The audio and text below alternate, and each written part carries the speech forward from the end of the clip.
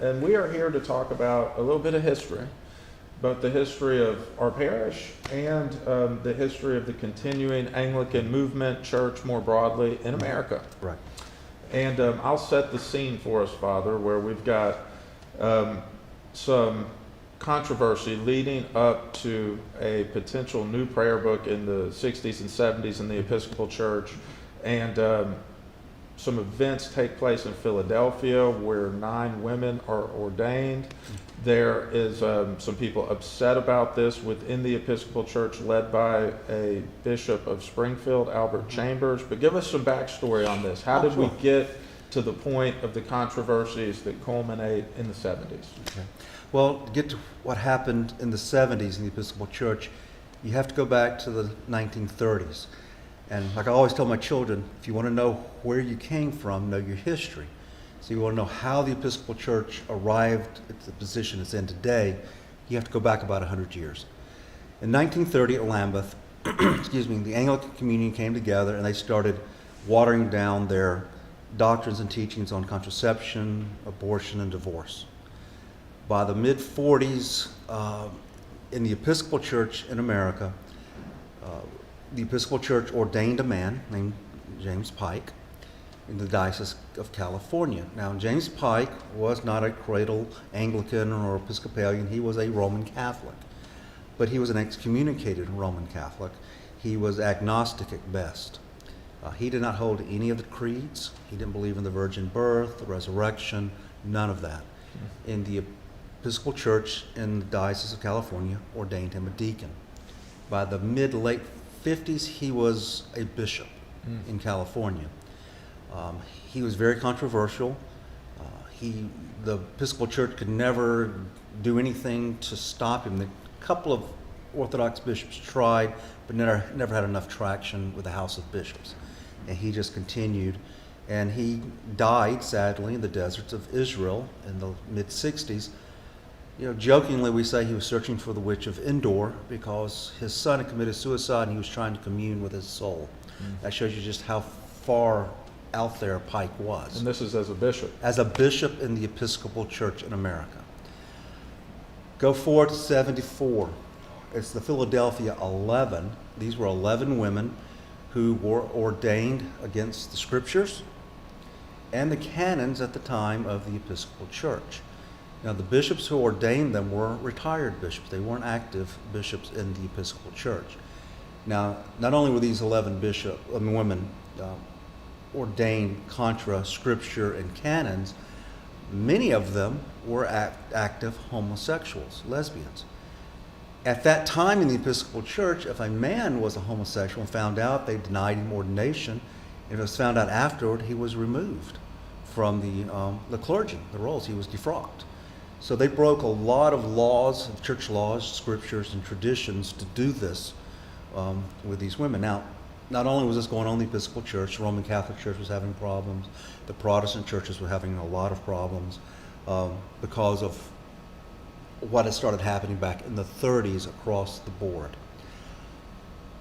Now, they moved forward. Not a lot, but many Episcopalians were upset at that, and then the introduction of a new prayer book. Which included women's ordination. Women's ordination. It kind of watered down the concept of original sin and baptism and one of the rites. And so a lot of Orthodox Episcopalians were upset about this.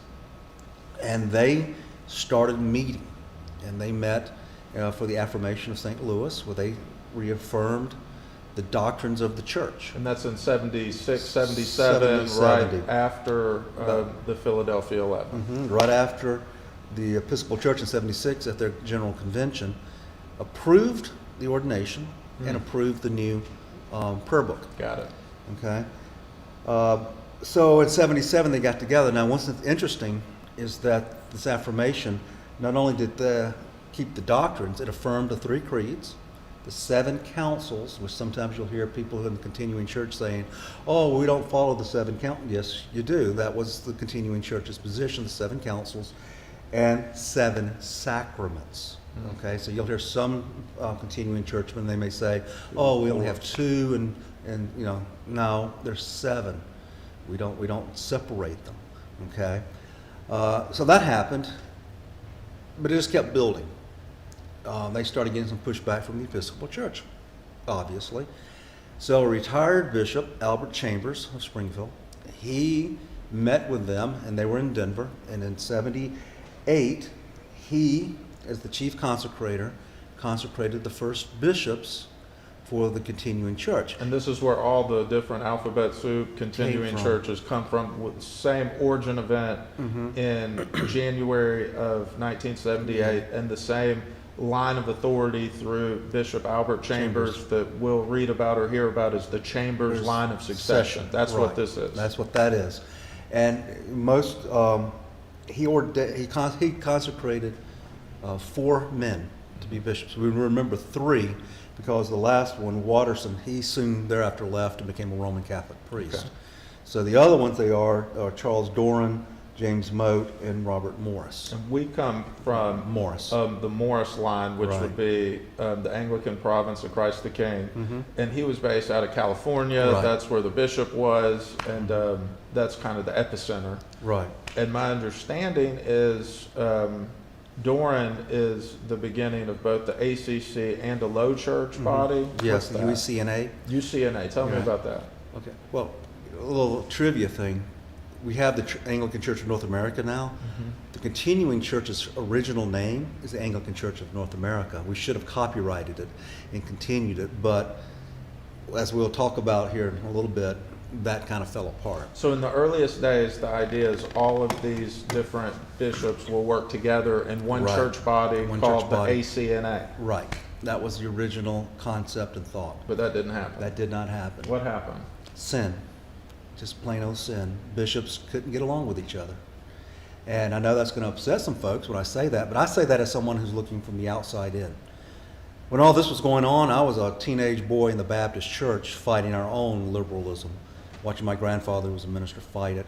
When I became an Anglican, I came in through the UECNA and then the Reformed Episcopal Church, which had broken off in the 1870s.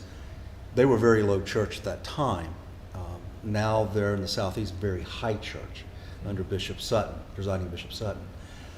But basically, the bishops couldn't get along. And to a degree today, they still look at each other with suspicion. And they don't want to work together. They don't want to come together. And it just drives me crazy to see this and how the little camps have started.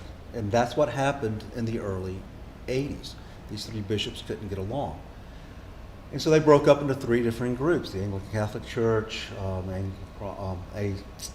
Province of Christ the King, and then the other one eventually became the UECNA, and eventually the Anglican Church of America, then the Anglican Province of America, the Anglican Orthodox Church. We can keep going on. There's a lot of them. A lot of them. And if you look at most of them, except for like the low churchmen, every one of them have the same theology. Every one of them have the same churchmanship. Every one of them have almost the exact same canons. There is no logical reason that we're separated. Personalities, maybe? Personalities. That's Okay. all it is. One thing that's been fascinating to me as someone who comes out of the Episcopal Church in 2023 is diving into the history of our parish. Right. And it is a fascinating story where in the early 80s, following these prayer book fights, you have some people that break off of the big established Episcopal parish up the street and found our parish here. And reading about Bishop Morse coming here from California and Right. all of this work in the early 80s where these people start in a gas station and then buy this property and then build this Go to property. a bakery, and then eventually they buy this. And if you look at the pictures, this church was built in '84. If you look at the pictures of downtown Huntsville, there's like nothing around here that you see. It's kind of interesting to see how this place has grown up around. And the first meeting was actually in a parishioner's home in 1979. 79, yes. So going back to the very Clark. origins of continuing Anglicanism. Right, it started in '79. It was Mr. Clark, and he actually became the bishop of this diocese many years later. And we have a lot of his items still here, his crozier, his mitre. Some of the items you see around here were donated by him or actually purchased by him. So let's flash forward a little bit. My big picture understanding is Bishop Doran, of one of the 3, leaves the ACC and founds the Low Church, UECNA. UECNA, and both of those bodies still exist today. Mhm. And at some point in the late 2000s, Pope Benedict begins the process that led to the Anglican Ordinariate. Right. And when that happens, the ACNA at a time looked like they would join the Ordinariate. Do I have that right? No, what happened is everybody thinks the Episcopal Church asked Rome about the Ordinariate. It actually came from the Continuing Church. Mm-hmm. The traditional Anglican Church was a worldwide body. That's it. That's the one. All right, and Archbishop Hempworth, who was out of Australia, was the one who was pushing for the Ordinariate. Mm-hmm. And the Ordinariate was formed under Benedict in the early 2000s. When it came together, and I kind of know a little bit about this because I knew the man who, on the Roman Catholic side, put it together here, Father Christopher Phillips, Our Lady of the Atonement down in San Antonio. If it wasn't for him, there would be no Ordinariate. And I got to go ahead and say this, he was my mentor at one time, and the way the Roman Catholic Church treated him is despicable. Okay? So the Ordinariate is being put together, and they put it under Cardinal Wuerl, who's now a disgraced cardinal because of his activities. He was warned not to give it to a brand new Roman Catholic who just came out of the Episcopal Church, but he did. Monsignor Stinson, who was Bishop Stinson, who had been bishop of 2 dioceses in the Episcopal Church. He oversaw the collapse and degrading of 2 dioceses. So they made him in charge of the Ordinariate. At one time, there were roughly 300 to 400 bishops, priests, parishes, dioceses of continuing churches that were interested in this. Now, the archbishops, such as Archbishop Haverland, were not. Now, Archbishop Haverland actually saw what was going on. He saw the bait and switch coming up, that those of us who were interested in the Ordinariate didn't see or recognize it was going to happen. When they announced, Wuerl announced, he and Father Scott Hurd, who is no longer a priest also, he left to get married. They announced that they were going to put it under Jeffrey Stinson. And Stinson has a interesting background connected to the Continuing Church and the Episcopal Church. We can get into it another time. When that happened, I'm a former Marine, and when the Marines get fed up with something, they're done, we hear their packs hit the ground. They just let go of their packs, hits the ground. I'm done. They sit on their pack and they're like, I don't care anymore. That's what happened with the Continuing Church. They went from hundreds wanting to join to they think they got 30 or 40 their first wave in. Because another thing they started doing is like, you got to get rebaptized. They wouldn't look at our baptism. It just turned into a mess. Wasn't there an issue too with future priests being able to get married?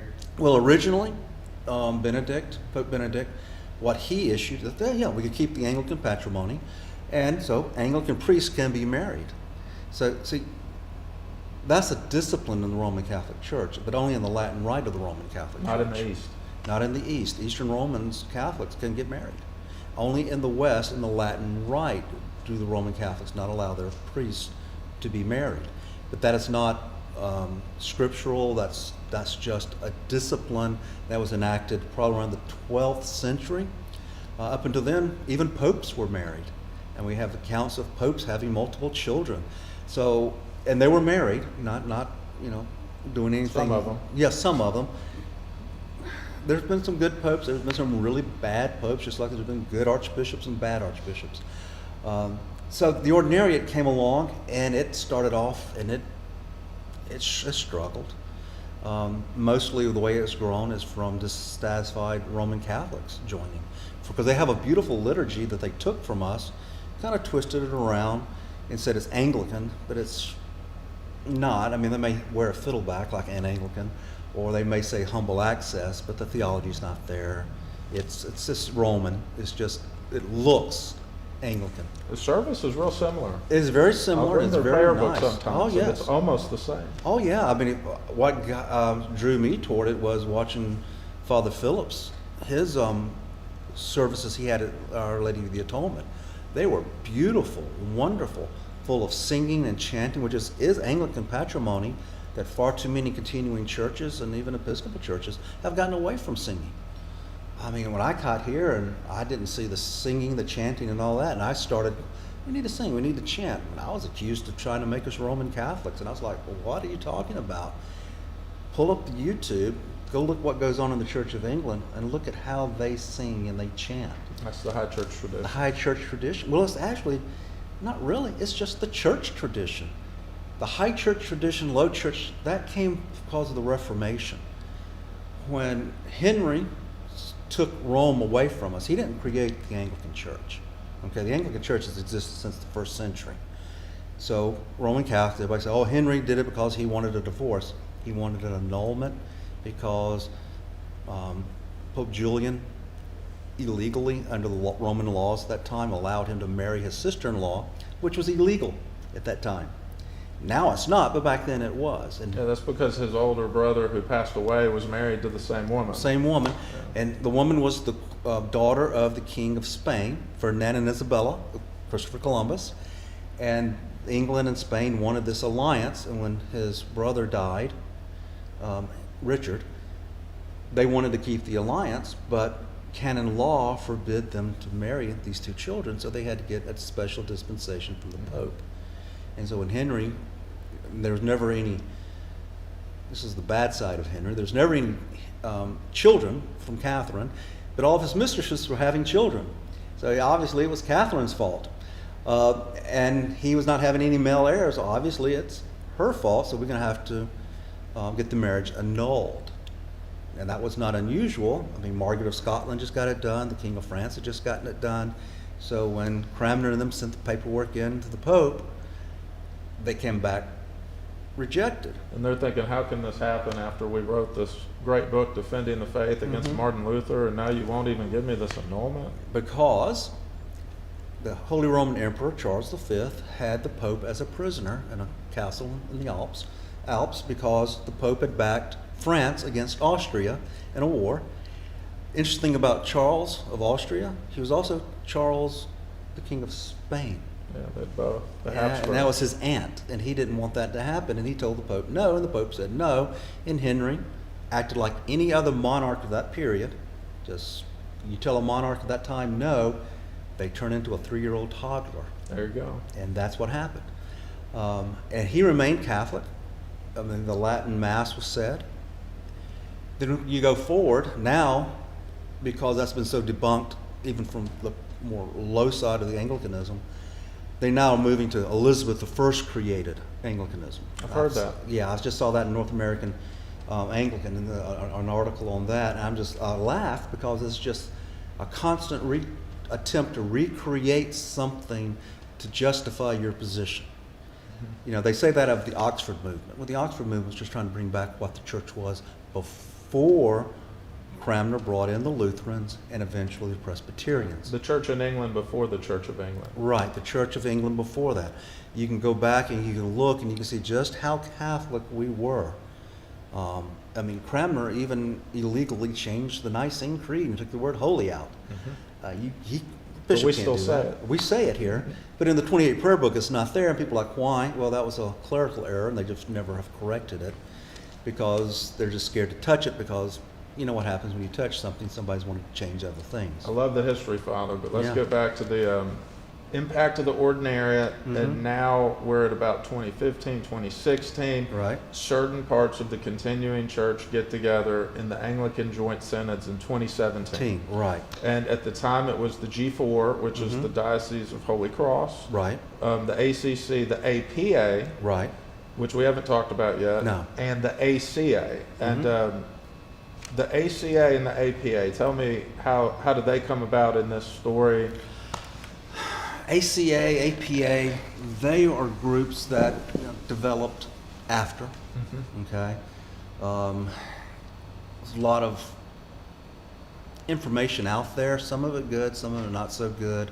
Some of it driven by personalities. Promises made, promises not kept. Not going to really delve into it because people get very upset about it. APEC, us, we have problems with Diocese of the Holy Cross. because of Bishop Hewitt. He was actually part of us at one time. The APA, we have some issues with them because parts of them came from us, and the ACNA and the ACC. What happened in continuing Anglicanism between the late 70s and the mid 2010s is parishes would jump all over the place, priests would move, take parishes with them, bishops would leave, take half a diocese and another diocese. Like our diocese have had 2 groups leave over the last 20 or so years, which left us with what we are today. The last one to leave was Bishop Hewitt. At the time, he was Father Paul Hewitt, Bishop Hewitt. And he created the Diocese of the Holy Cross, a non-geographical. Now, most continuing Anglican dioceses are non-geographical because of that constant moving around and, bishop shopping, as we would call it. Okay. Now, the APA and the ACA is more toward the northeast and the Great Lakes area. Okay. APA southeast. Now, APA is also international. They have people in Latin America and in Asia. Something in Ecuador recently. Right, in Ecuador recently. A whole bunch of Roman Catholics came over to them because they were mistreated by the Roman Catholic Church in Ecuador, which will upset the Roman Catholics who may listen to this, but that happened about 5 years ago. Now, the APA kept it quiet. They didn't be running around going, hey, look at what we did to the Roman Catholics, which is opposite of what Rome does when a high-valued Anglican goes over, like the Queen's Bishop. Gavin. Right. They'll triumph that all over the place, or one of our archbishops will leave. They'll parade them around. Look at what we're doing. This is great, which I find distasteful. When we would get, I think it was hundreds, if not thousands, of Ecuadorians came in, you didn't find out about it because the APA didn't jump around and all triumphalism and all that, saying, hey, look at what we did. They just went about the gospel and spreading the gospel. Kingdom building. Kingdom building. So the APA, they formed, I can't remember the exact date, in the 90s. They are mainly in the southeast also. The ACC is in the southeast, out west. They're pretty across Spread the out. right, but they're bigger internationally in Africa, India, Asia. They're very missionary-minded in Asia. So they're probably outside. Most of the continuing churches outside the United States, their outside dioceses are bigger than in the United States. Okay, APCK, us, at one time we had a missionary in Indonesia. From what I studied and learned, we were the only parish, and that was the only time the APCK had an overseas attempt. So less of an emphasis on overseas evangelization. Right, very much. Now, what has happened in the Ordinariate came along. The G4 got together, and that was the ACC, APA, AC, Anglican Church of America, and Diocese of the Holy Cross. They got together and they went into communion with each other. Now, that doesn't mean that at times the other continuing churches weren't in communion with each other. They would try to get together, but something usually would fall apart, and they still have some concordance of communion out there that we just don't even hear about anymore. Now, an interesting thing also is the APA is working with the Reformed Episcopal Church, which is part of the ACNA. So the APA is very much into kingdom building, and they're reaching out to anybody. I think their Archbishop Jones, just got on the board of Nashotah House. Saw that. So, I mean, they're very much into kingdom building. These 4 groups came together, then COVID hit, and you know what happened to COVID? Everything got stopped. But they've come back together. They started having joint synods together. Usually every 2 years or 3 years, they'll have one. When they get together and they try to work on coming organically together. It's showing some fruit. The Diocese of the Holy Cross has folded into the Anglican Catholic Church as a non-geographical diocese. So there's 3 parishes for that diocese here in Alabama. They're still under Bishop Hewitt, but from my understanding, when Bishop Hewitt retires, which next couple of years maybe, they will revert to the local ACC bishop. Up in the north west, up in the Great Lakes area, there was an ACC and ACC and ACNA, two bishops up that way, covering each other's territories. Well, I believe it was the ACC bishop died unexpectedly.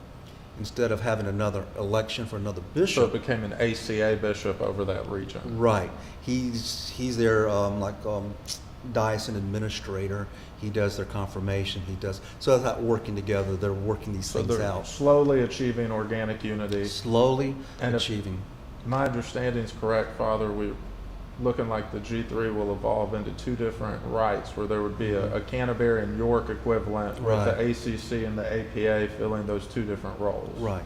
This is what they're looking at doing, from what I've been told. The ultimate plan is to have one church, whether it's called the Anglican Catholic Church, we don't know what the name will be, and having two provinces, like they do in England, Mhm. Canterbury and York, and having two here, and an archbishop over each of them, and then everybody folds in, and they go to geographical dioceses, like they want to have a geographical diocese in Alabama, which would have all the continuing churches from all the different jurisdictions. Because everybody's got some here. Yeah, everybody's got somebody here. I mean, in Alabama, we have, that I know of, ours. We have 3 parishes of the APEC.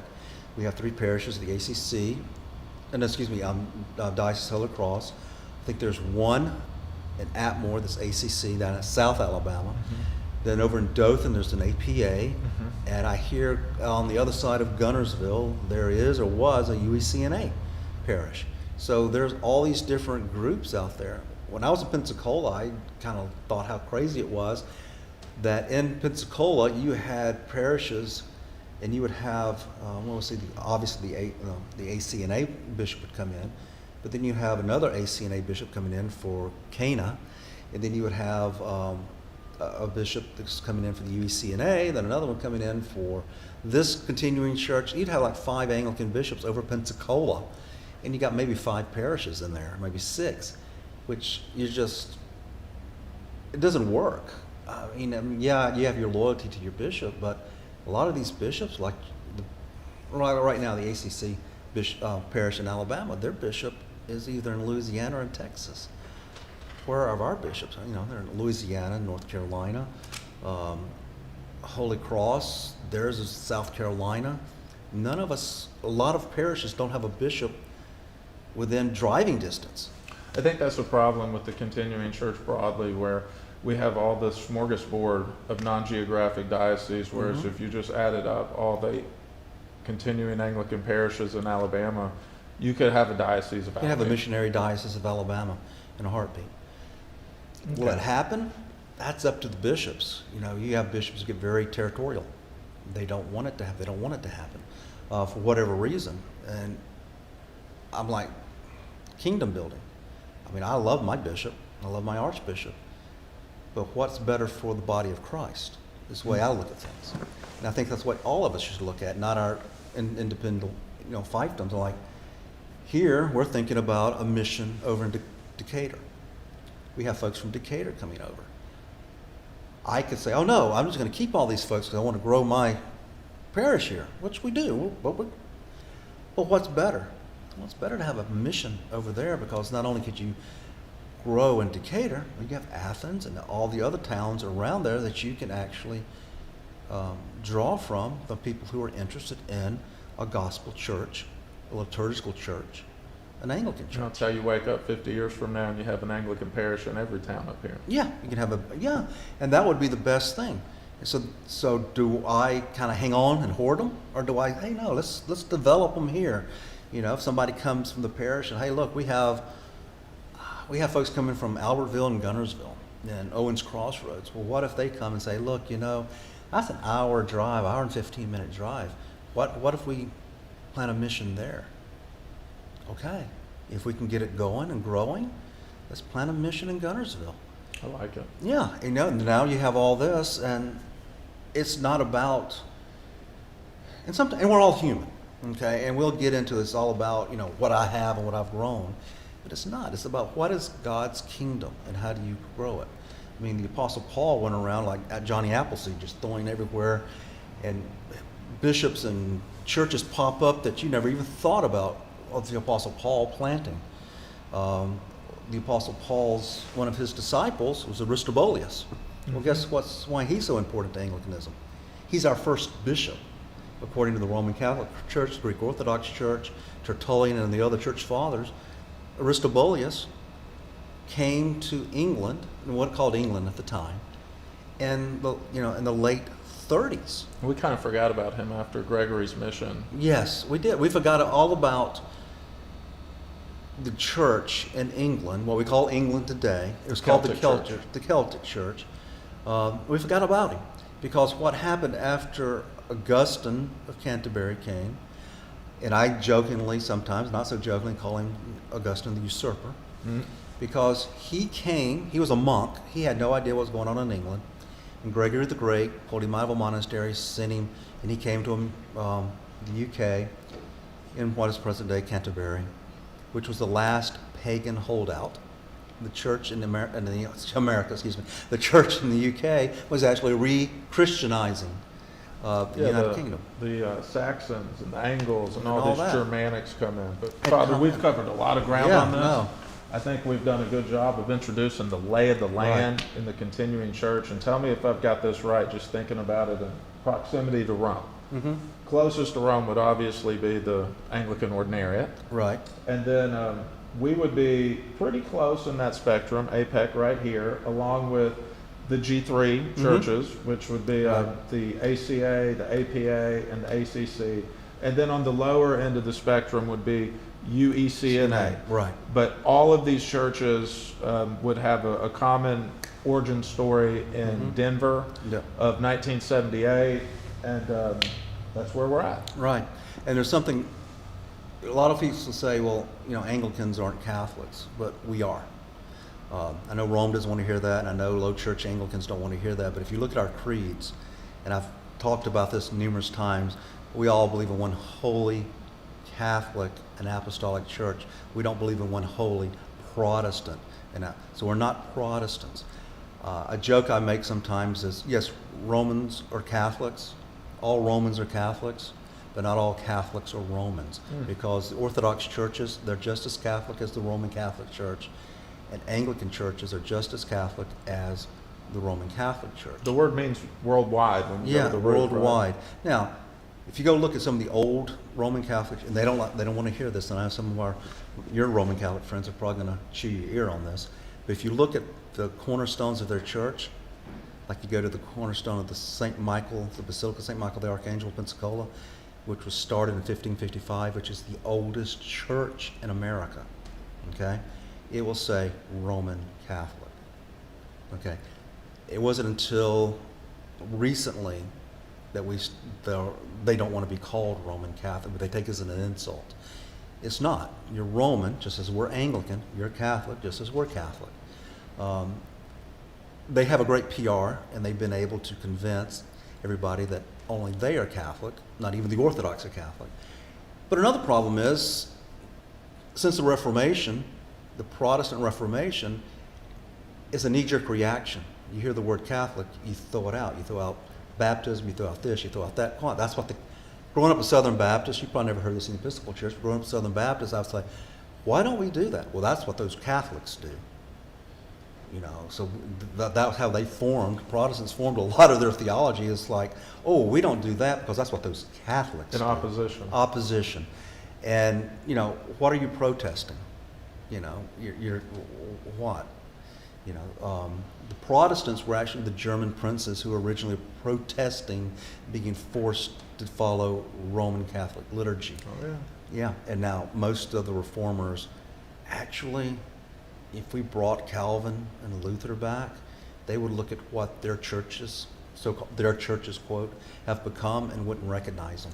I think we should talk about that next time. All right, I'll talk to you. Thank you. See y'all next time. Bye. Ah, okay.